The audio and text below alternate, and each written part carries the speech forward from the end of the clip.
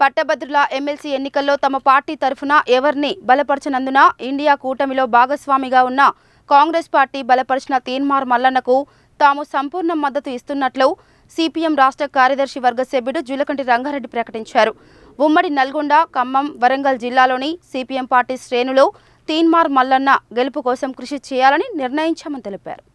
శుక్రవారం నల్గొండ పట్టణంలోని సిపిఎం జిల్లా కార్యాలయంలో ఏర్పాటు చేసిన మీడియా సమావేశంలో ఆయన మాట్లాడారు.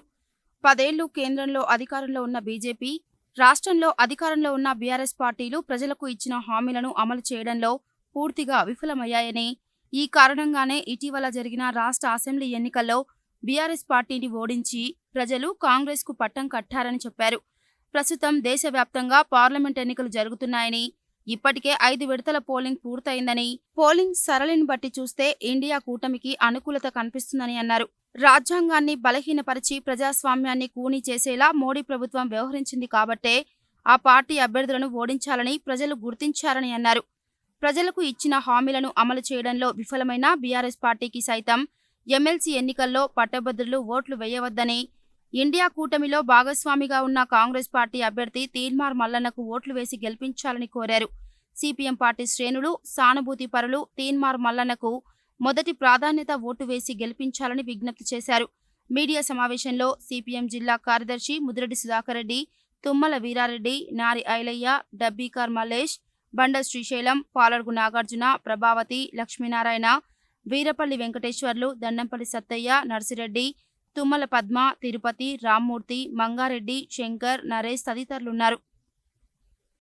పట్టభద్రుల నియోజకవర్గానికి సంబంధించినటువంటి ఎన్నిక ఈ నెల 27వ తేదీ నాడు జరగబోతా ఉన్నది.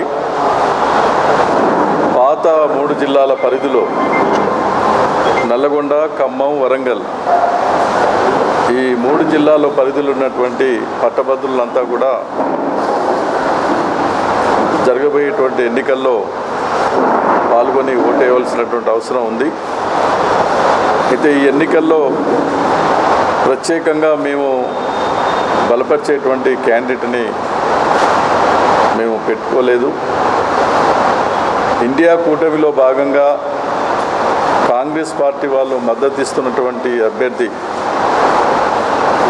నవీన్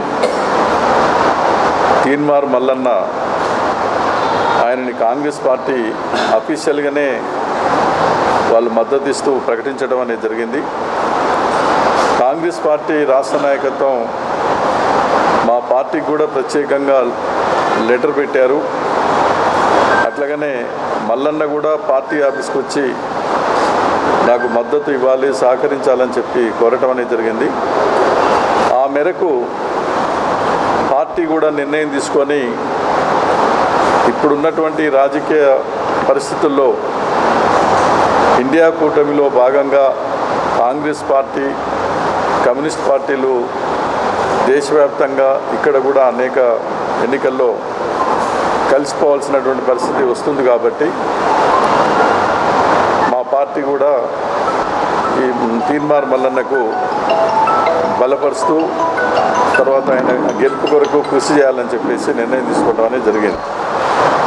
ఎందుకంటే ఇవాళ బీజేపీ నుంచి పోటీ చేస్తున్న అభ్యర్థి కానీ, తర్వాత బీఆర్ఎస్ పార్టీ నుంచి పోటీ చేస్తున్నటువంటి అభ్యర్థులు వాళ్ళ రాజకీయ విధానాలు వాళ్ళు కూడా పార్టీల పరంగానే క్యాండిడేట్స్ని డిక్లేర్ చేయడం అనేది జరిగింది.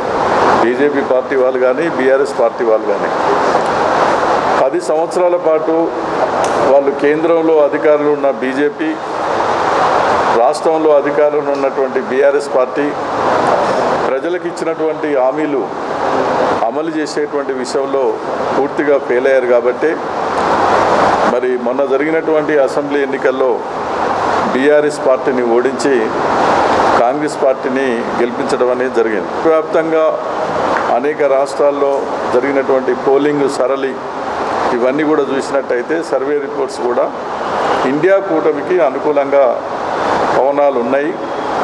ఎందుకంటే మోడీ తర్వాత ఎన్డీఏ 10 సంవత్సరాల కాలం నుండి అధికారం నుండి వాళ్ళు ప్రజలకు ఇచ్చినటువంటి హామీలు ఏ ఒక్కటి కూడా పరిష్కారం చేయకుండా ప్రజలకు అవసరం లేని, సమాజానికి నష్టం కలిగించేవి రాజ్యాంగాన్ని బలహీనపరుస్తూ ప్రజాస్వామ్యాన్ని దెబ్బతీసేటువంటి పద్ధతిలో ఇవాళ బీజేపీ మోడీ ప్రభుత్వం వ్యవహరించింది కాబట్టి దాన్ని ఓడించవలసినటువంటి అవసరం ఇవాళ ప్రజలు గుర్తించారు. అదే పార్లమెంట్ ఎన్నికల్లో కూడా జరగబోతూ ఉన్నది. ఉద్యోగాలు భర్తీ చేయాలని పార్టీ కోరినప్పుడు దాన్ని అంగీకరించే స్థితిలో లేకనే ఇప్పటివరకు నిరుద్యోగ సమస్య తీవ్రంగా పెరిగి రాష్ట్రంలో నిరుద్యోగులు తీవ్రమైన ఇబ్బందులకు గురవుతున్నారు. మరి అట్లాగే దేశ స్థాయిలో కూడా బీజేపీ పార్టీ 2 కోట్ల ఉద్యోగాలు ఇచ్చిన దాఖలాలు లేవు. కాబట్టి దేశంలో ఇప్పుడు 8.6% భారతదేశంలో ఎప్పుడు మరెన్నడూ లేని విధంగా ఈరోజు పతాక స్థాయికి చేరుకుంది నిరుద్యోగ సమస్య అనేది. అందుకనే వాళ్ళు దానికి నిరుద్యోగులకు ఉద్యోగాలు ఇవ్వడానికి కానీ గ్రాడ్యుయేట్లకు వాళ్ళ సమస్యలు పరిష్కరించడానికి సిద్ధంగా లేరు. కనుకనే రాజకీయంగా ఈ 2 పార్టీల అభ్యర్థుల్ని ఓడించి కాంగ్రెస్ పార్టీ తీసుకున్నటువంటి మేము ఇండియా బ్లాక్లో భాగస్వామ్య పక్షంగా ఉన్నాం. రాజకీయ వైఖరికి అనుగుణంగా మా పార్టీ ఆ నిర్ణయం తీసుకుంది కనుక మేము ఖచ్చితంగా తీన్మార్ మల్లన్నని మేము బలపరచాలని నిర్ణయానికి అనుగుణంగా ఇక్కడ మేము కృషి చేస్తున్నాం. ఈ 2-3 రోజుల్లో కూడా దీని మీద ప్రత్యేకంగా దృష్టి కేంద్రీకరించి మేము పనిచేసి మా ఒక్క ఓటు కూడా అటు ఇటు డైవర్ట్ కాకుండా ఖచ్చితంగా తీన్మార్ మల్లన్నకు ట్రాన్స్ఫర్ చేయించే విధంగా మేము కృషి చేయాలని నిర్ణయం తీసుకున్నాం. అది